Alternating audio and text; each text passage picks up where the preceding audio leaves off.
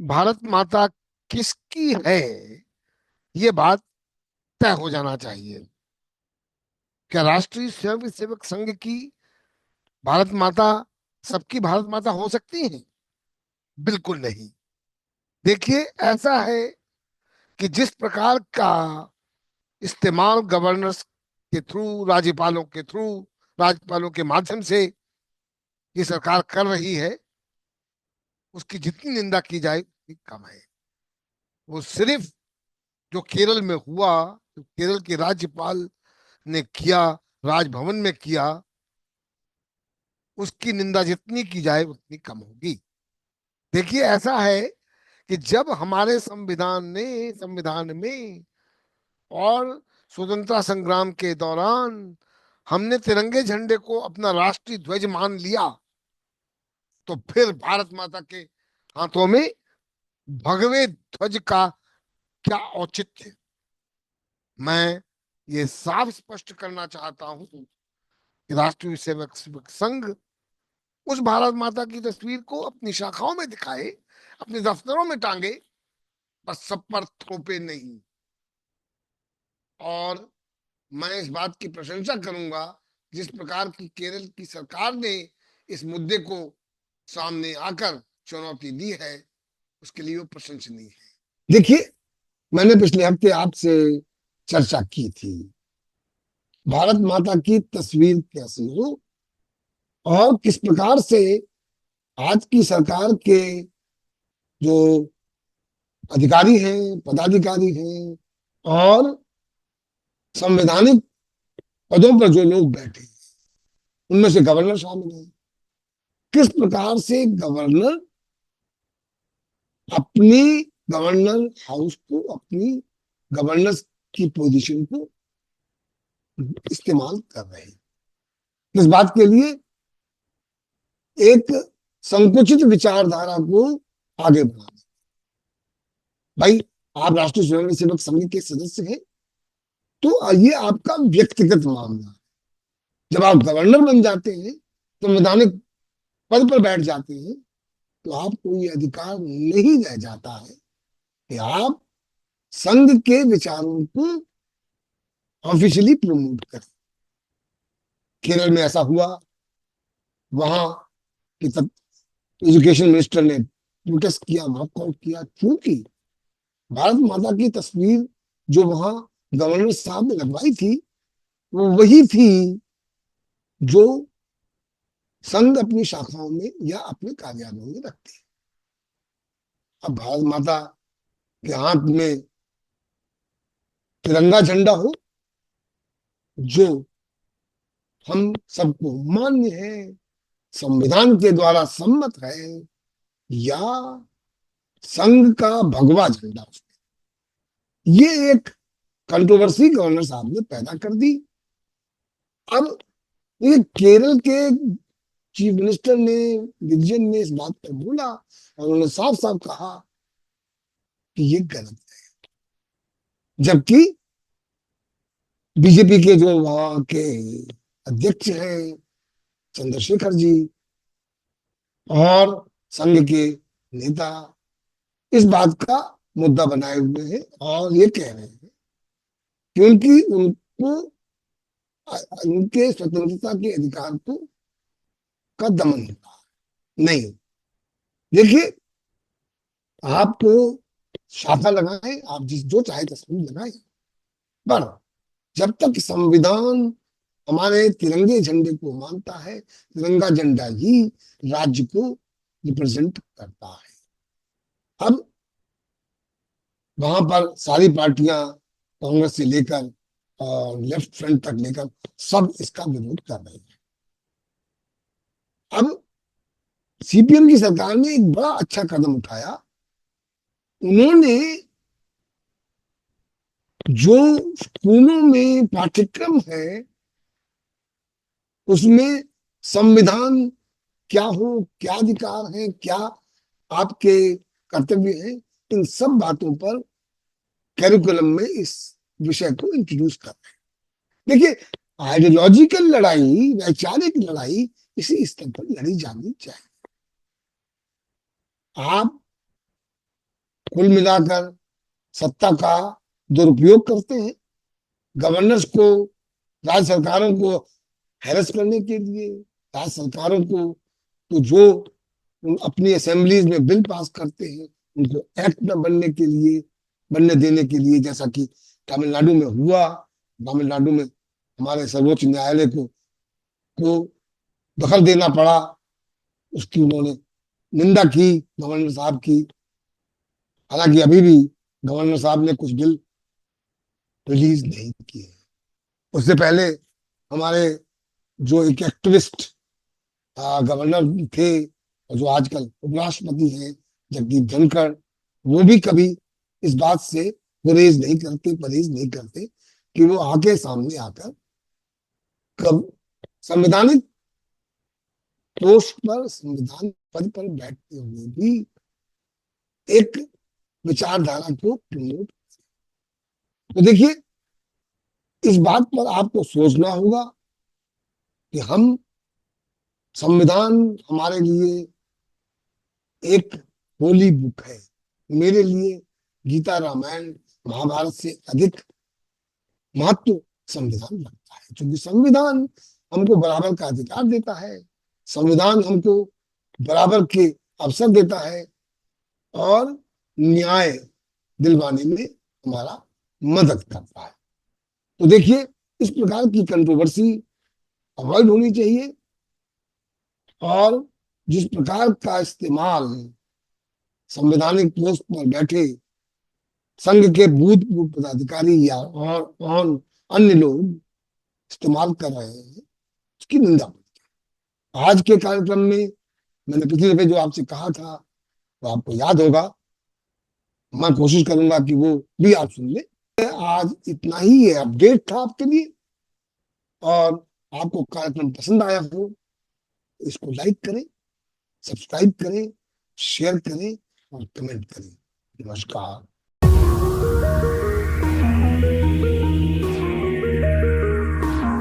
नमस्कार, स्वागत है आपका छोटी छोटी सी बात के कार्यक्रम में।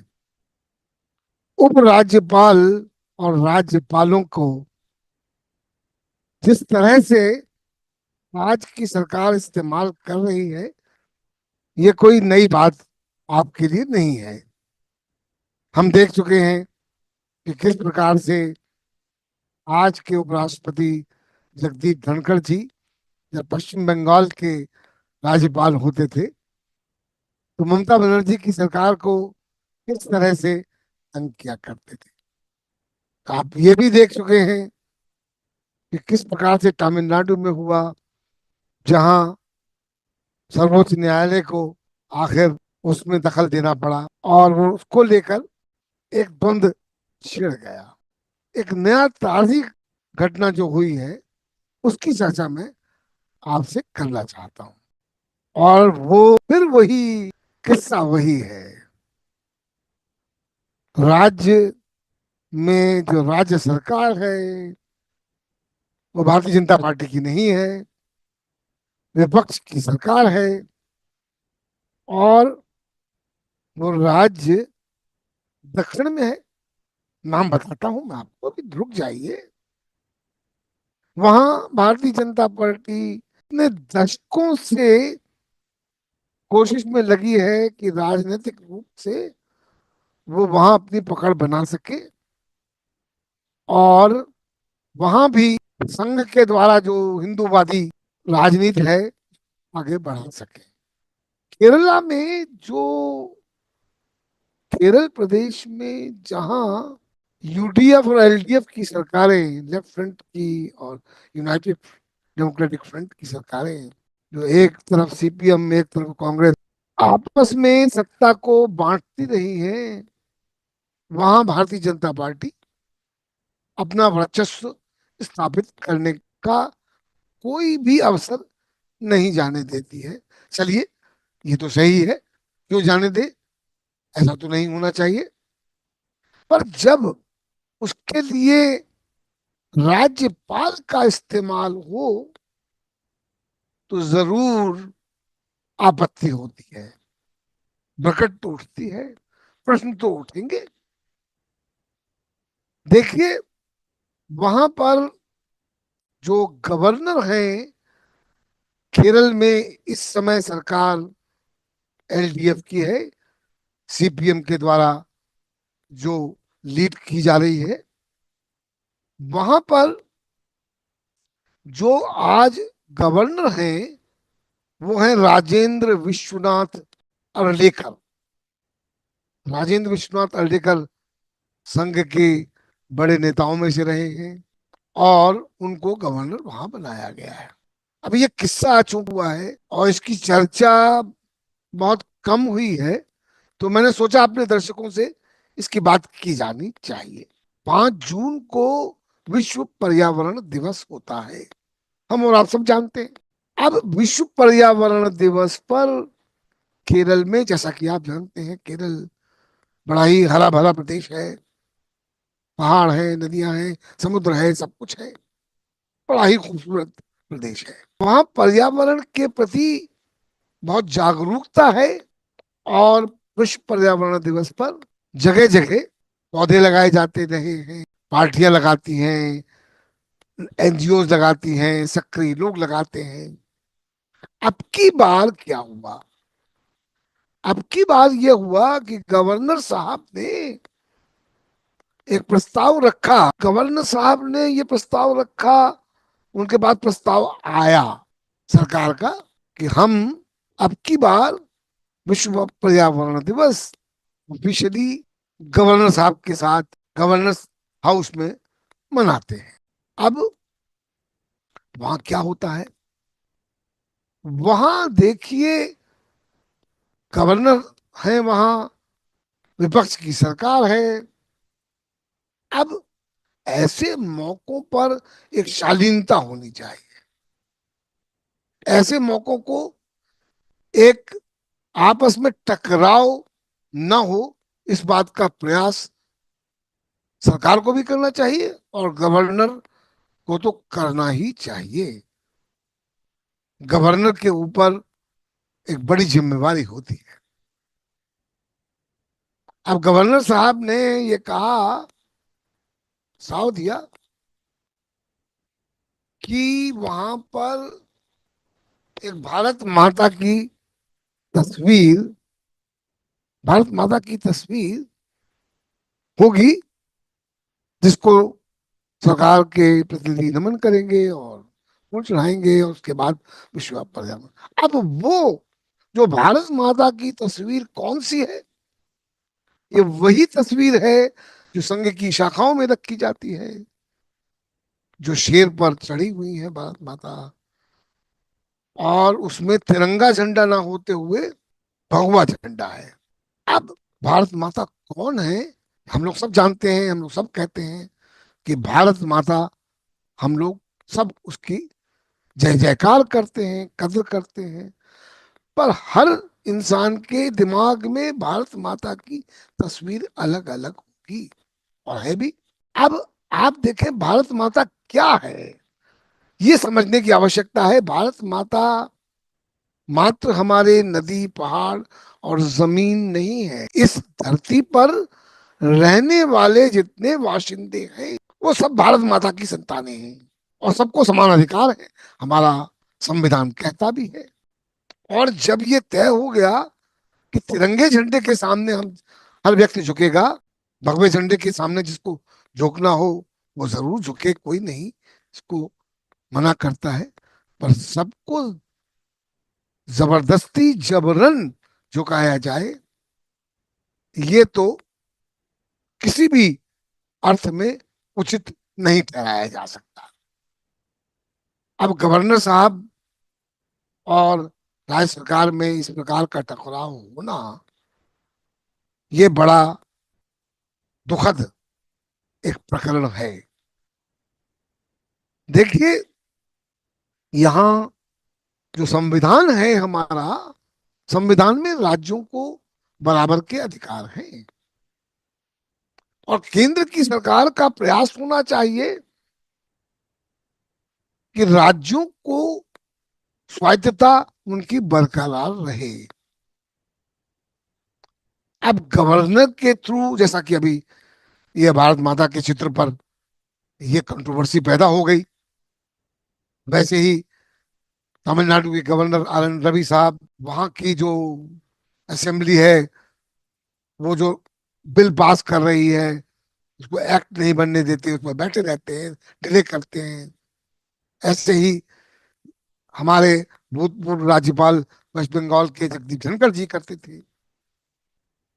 बहुत से गवर्नर इस तरह की बातें करते आए हैं। और ये ऐसा नहीं है कि पहले गवर्नरों का दुरुपयोग नहीं हुआ है, पर ये दुरुपयोग पिछले 11 सालों में 20 गुना, 50 गुना, 100 गुना तक बढ़ चुका है। आप संविधान की उपेक्षा कर रहे हैं। और मेरे दर्शकों, मुझे लगता है कि ऐसा, देखिए, आप देख रहे हैं कि अमेरिका में जो डोनाल्ड ट्रंप साहब कैलिफोर्निया में कर रहे हैं, वहां भी राज्य सरकार में और जो फेडरल गवर्नमेंट है उसमें टकराव हो रहा है। किसी भी हालत में केंद्र को, सरकार को यह नहीं समझना चाहिए कि वो अपने आप में उसको चुनौती नहीं दी जा सकती। अगर गलत नीति होगी, गलत कानून बनेंगे, गलत कदम उठाए जाएंगे, उसका विरोध तो होगा। संविधान में ये स्पष्ट है। अब जो केरल में हुआ, ये कोई सामान्य बात नहीं है, एक डिजाइन है। और हम मैंने इसीलिए ये तय किया कि इस मुद्दे को आपके सामने लाऊं। विश्व पर्यावरण दिवस कितना हमारे आपके लिए कितना आवश्यक है, और उस दिवस पर कंट्रोवर्सी पैदा करूं, इसमें हठधर्मिता कैसी कि यही तस्वीर लगेगी। आप वहां भारत सरकार के संविधान के रिप्रेजेंटेटिव हो, ना कि राष्ट्रीय स्वयंसेवक संघ के। ये आपको, अब गवर्नर साहब अपने आप तो नहीं कर रहे होंगे ना, ये तो स्वाभाविक स्वाभाविक है। उनके पीछे केंद्रीय सरकार खड़ी है, इसलिए वो ऐसा कर पा रहे हैं। इसके पहले के जो गवर्नर थे, आरिफ मोहम्मद खान, जिनका कि अब तबादला करके बिहार भेज दिया गया है, जहां चुनाव होने वाले हैं, वो भी इसी प्रकार की बातें किया करते थे। पर जो नए गवर्नर सब आए हैं, उनसे एक कदम आगे गए। सोचिए, मैंने आपके सामने इस मुद्दे को रखा है, आप इस पर कमेंट कीजिए, पसंद आए तो लाइक कीजिए, सब्सक्राइब कीजिए, मित्रों में शेयर कीजिए। आज के लिए छोटी सी बात मीडिया मैप के कार्यक्रम में मैं यहीं विराम लेता हूं। अगले एपिसोड तक के लिए नमस्कार।